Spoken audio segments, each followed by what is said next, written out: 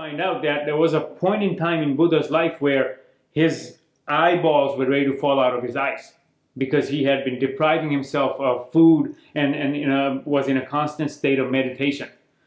And at that point, Buddha realized that, you know what?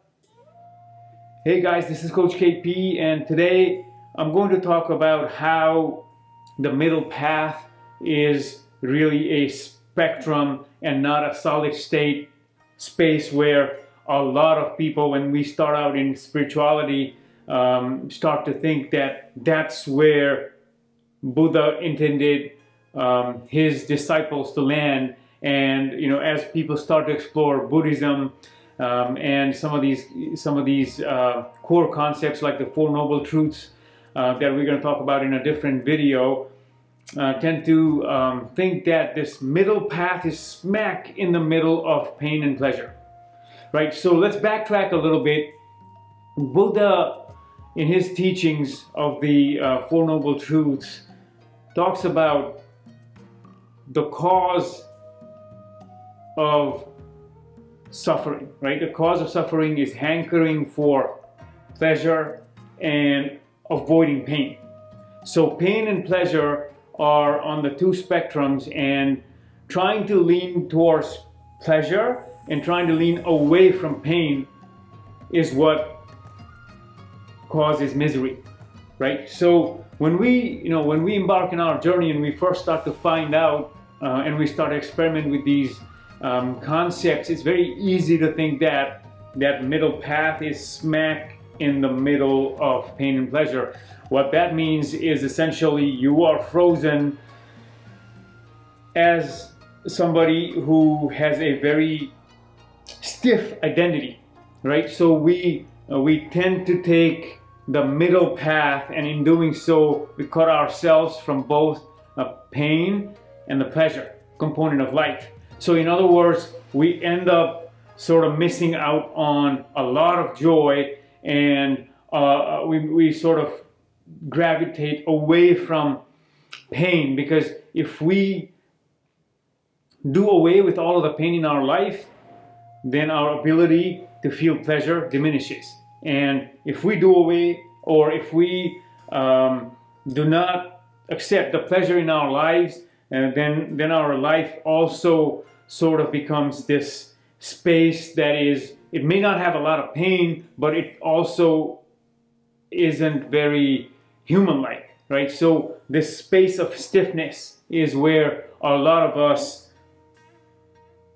sort of come into. And what that means is we may start to isolate, or we may start to think about everybody else is doing it wrong, right? If somebody's laughing too hard or somebody's going through pain, we almost think both of these are not good because we're following the middle path. However, if we look at Buddha's life and if we try to decipher how Buddha found enlightenment, Buddha was enlightened in body, in his body, right? It was embodied enlightenment. So with the possibility of embodied enlightenment, there is no need to run away from pleasure, right? Because Buddha was experiencing extreme pleasure when he was enlightened, right? There's no way, once you're in tune with the present moment, you will experience pleasure, right? Some of the people that have done Vipassana, some of the people that have had peak experiences will tell you that, right? So, and then there's this thing about pain, right? Buddha went through this period of austerity where it was said that, as I was reading the pretext to the Heart Sutra, I came to find out that there was a point in time in Buddha's life where his eyeballs were ready to fall out of his eyes because he had been depriving himself of food and was in a constant state of meditation. And at that point, Buddha realized that, you know what? This is not the way, right?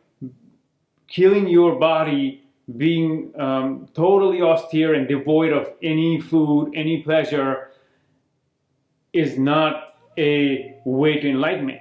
He realized that, right? So then he had this vision of him eating an apple with his father in his garden back when he was Siddhartha, right? Before he became Tathagata, Buddha, right? So when Buddha had these realizations, obviously he knew that pain is not the answer. As some people would like to believe that having a painful existence is a quicker path to enlightenment. That is not the case. And it is also not the case that clinging on to pleasure is going to take us anywhere.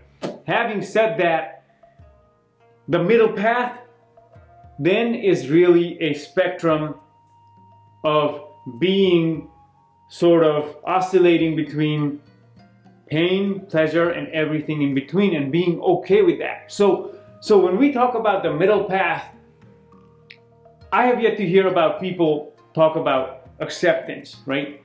And we can talk a lot about middle path in many different ways, but it is really the total acceptance of what we are going through in the present moment.